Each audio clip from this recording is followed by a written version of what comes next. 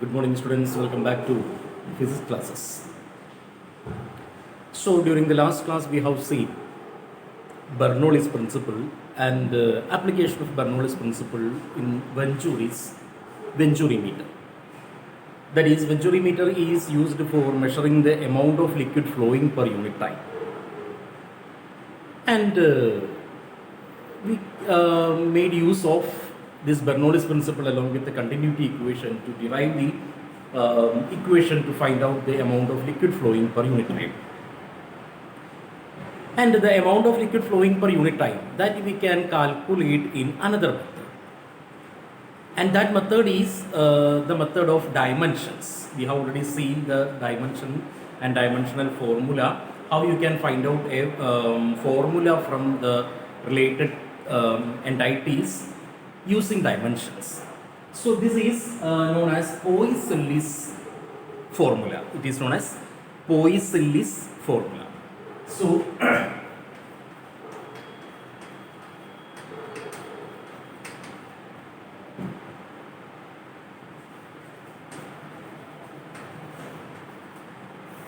see this Poiseuille's formula, Poiseuille's.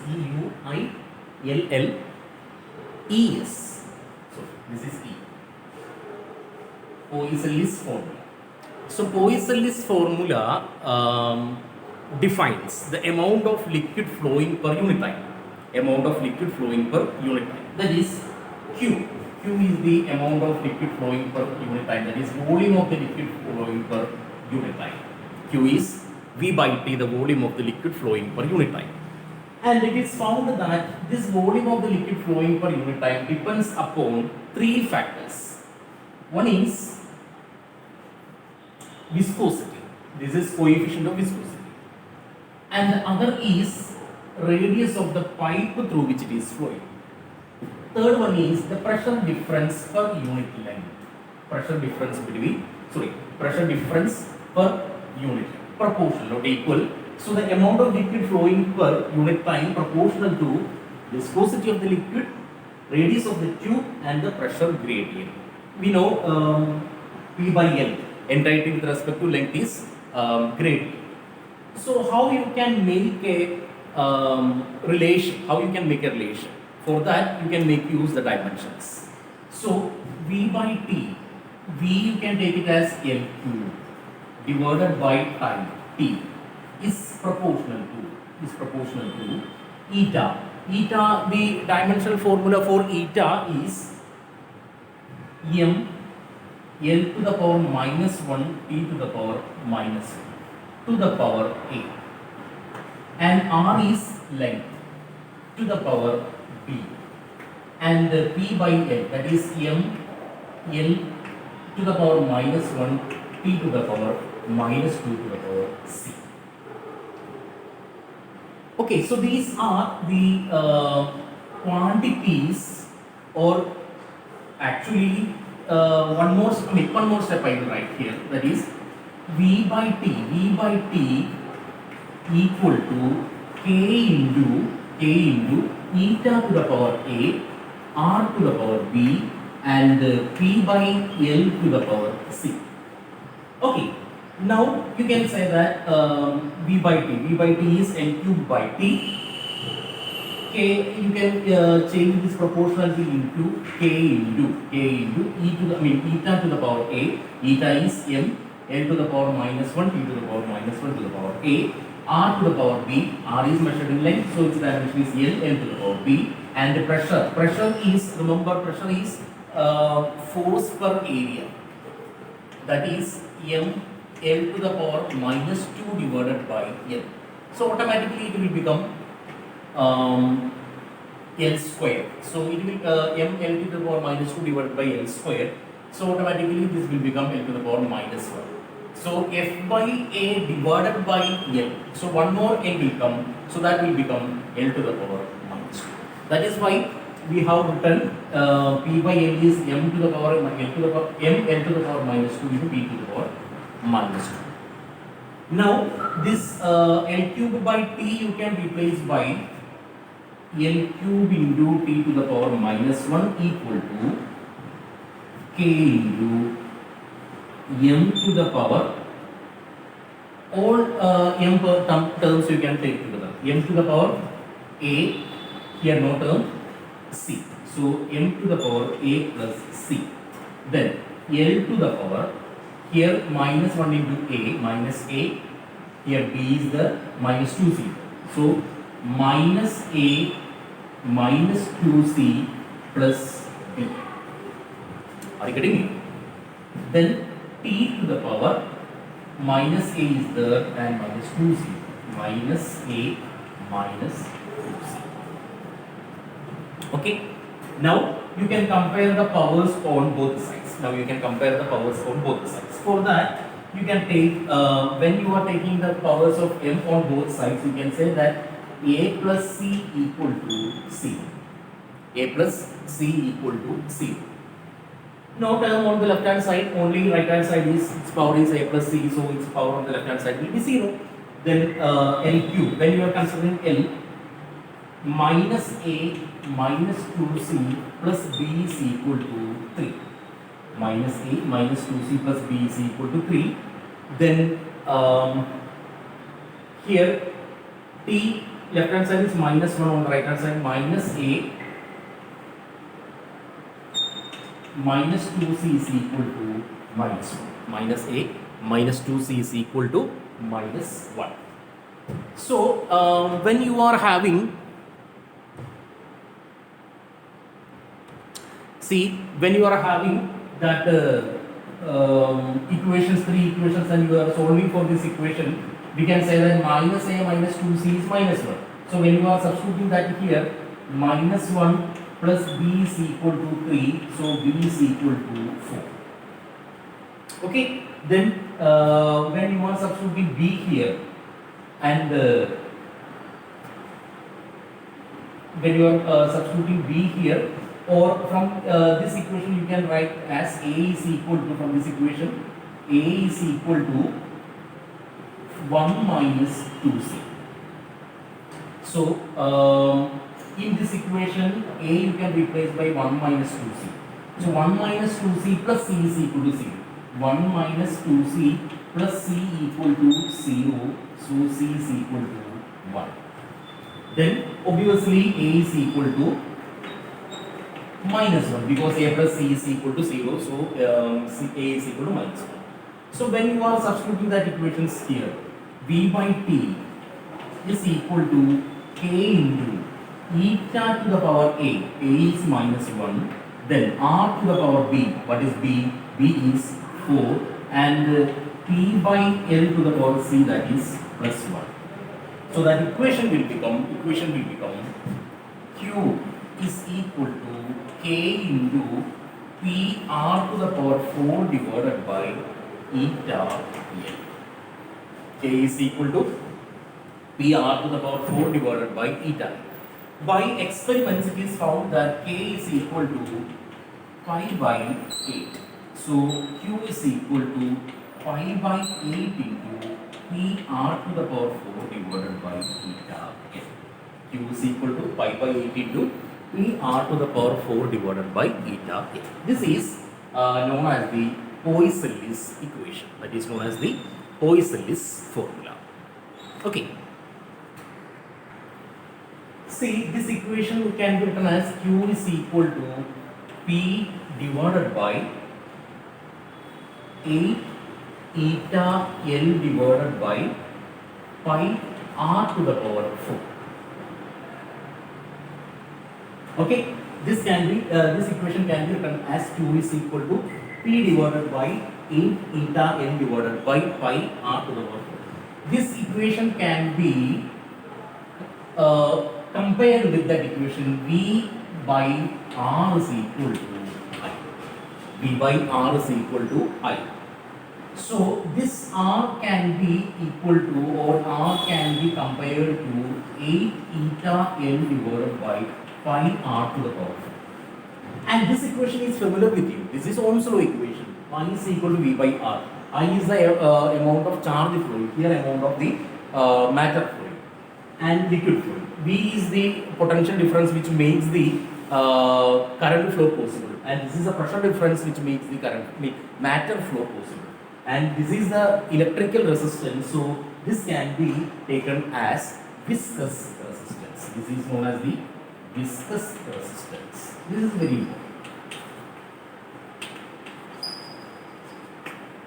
I don't know whether it is there in your syllabus, but you remember, it's an interesting fact. That means Q is equal to P divided by I 8 pi 8 eta n divided by pi r to the power 4. This is regarding the matter flow, and this is regarding the charge flow, Ohm's law. This is Poiseuille's law and this is Ohm's law. So when you are comparing Poiseuille's law with the Poiseuille's equation with the Ohm's law equation, we can say that R is equal to 8 eta n divided by pi r to the power 4, which can be considered as the viscous resistance, which is considered as the viscous resistance. So that's all about Poiseuille's equation. Now you consider a liquid is filtered in a tank or a vessel, somewhat like that, a tank or a tumbler, or you consider it as a tank. Water is taken in a tank, and water is filled up to a height capital H. What is filled up to a height capital H, and from the surface at a depth small h, and small opening is there. Small opening is there, and that small opening is termed as or known as orifice. It's a technical term. Orifice is a small opening, narrow opening. And since it is filled up to a height h above that orifice, obviously water will flow out. And flowing a liquid through such an orifice, flowing a liquid through such an orifice is known as efflux. That is known as efflux. So, efflux is flow of liquid through a small orifice. Efflux is flow of liquid through a small orifice. And we have to find out what is the velocity with which the liquid is flowing through that efflux or orifice. That is velocity of efflux. Velocity of efflux. To find out the velocity of efflux, we can make use Bernoulli's principle. We can make use Bernoulli's principle. So Bernoulli's principle say that pressure plus total energy means kinetic energy plus potential energy, remains constant at these two openings, that is two areas. See, when you consider this cross-sectional area, it is a larger cross-sectional area A, and this is a small cross-sectional area A2, A1 and A2. Orifice area is A2 very small compared to A1. So whenever the liquid is flowing through a small area, velocity will be higher. So when you consider the region at a larger surface area, it is very negligible velocity in this particular case. So the velocity of the particle at A1 can be neglected since it is very, very less. So according to, so here the pressure is P1 and the pressure here is P1 itself, because both are open to atmosphere. So atmospheric pressure is acting on P1 and P2. So we can say that at A1 and A2 you can write the equations for Bernoulli's equation. So we can say that P1 plus half rho V1 square, you can take it as 0 because V1 is negligible, plus rho GH, capital H, equal to P1 plus half rho V square, and that V is the velocity of efflux, plus rho G into what is the height from the ground, that is H minus small h. Are you getting it? P1 and P1 differences, rho GH and rho GH differences. So we can say that half rho V square is equal to rho G small h, rho G small h. Is it? Yes. So V square is equal to rho and rho get cancels, 2GH, and V is equal to root of 2GH. What you got? You got the velocity with which liquid is flowing out through an orifice at a height, at a depth h from liquid surface, at a depth h from the free surface of the liquid. And this 2GH, root 2GH is the velocity attained by a particle under free fall falling from a height h. Is it? That is v square is equal to u square plus 2gh. And u is 0, so v square is equal to 2gh, v is equal to root of 2gh when it is falling from a height h. So you can say that this is equal to velocity of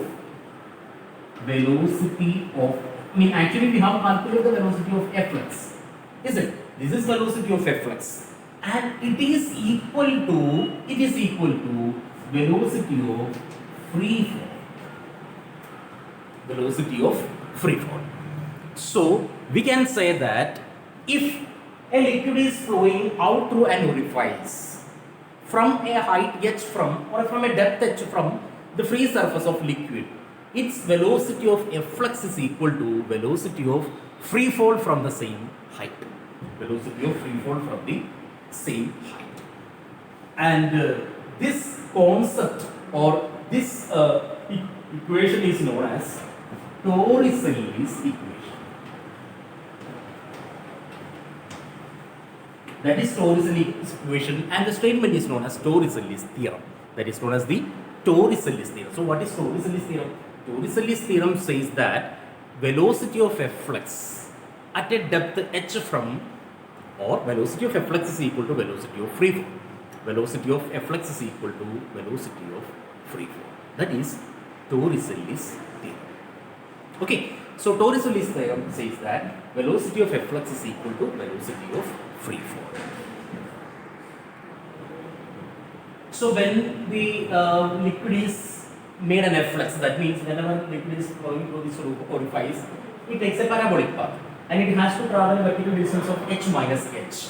So when you are considering that equation, distance h minus h is equal to half g t square, is it? So t square is equal to 2h minus h divided by g.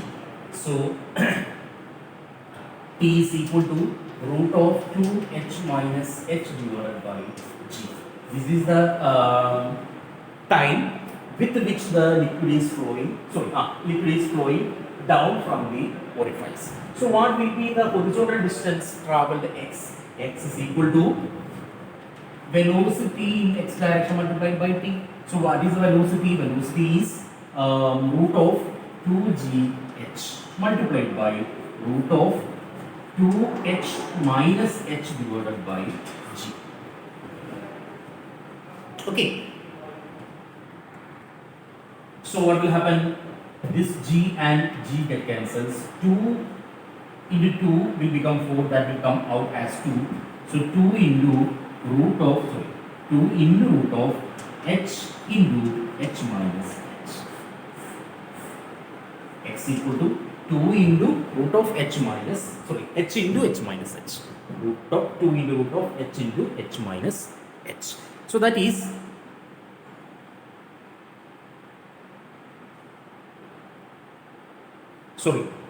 here this is small h because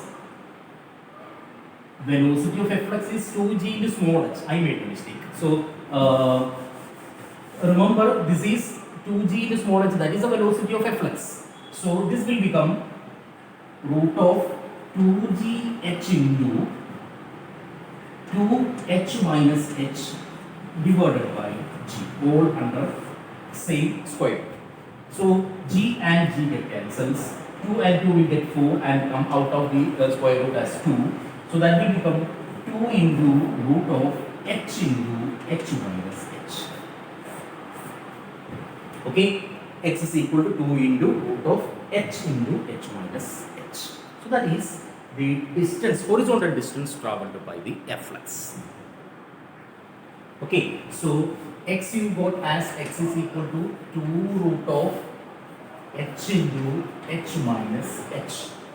And x will be maximum. X will be maximum when h into h minus h is maximum. X is maximum when h into h minus x is maximum. At maximum, its differential with respect to h will be 0. So d by dh of h into h minus h equal to 0. That means d by dh of h minus h square is equal to 0. So that means h minus 2h equal to 0. H minus h minus 2h is equal to 0. So h is equal to h by 2. So small h is equal to h by 2. And when you are substituting that value of small h in that equation for x, so x maximum is equal to root of 2 into small h can be replaced by h by 2 into h minus h by 2. Is it? So this will become 2 into root of h minus h by 2 is h by 2. So h by 2 into h by 2. This will become h by 2 multiplied by 2. This is equal to h. Which means maximum horizontal distance the efflux can travel is height of the liquid in the tank. Height of the liquid in the tank. This is an extra knowledge, extra information. That is x max is equal to h. When the liquid is flowing through an orifice, velocity of efflux is equal to velocity of free fall. And the maximum distance or distance traveled in the horizontal direction is given by 2 into root of h minus h into h minus h. And the maximum distance can be traveled is the height of the liquid in the tank. That is Torricelli's theorem. So that's all about flow of liquid. So in this chapter, we came across with the new terms like different laws we have defined, different equations we have defined. Continuity equation is there, then Torricelli's equation is there, then Bernoulli's principle is there, Venturi meter is there, then Poisson's equation, and different name equations and name formulas are there. So learn all those thoroughly, practice it thoroughly, and we will meet with the next property of light in the next property of liquid in the next class. Okay, bye.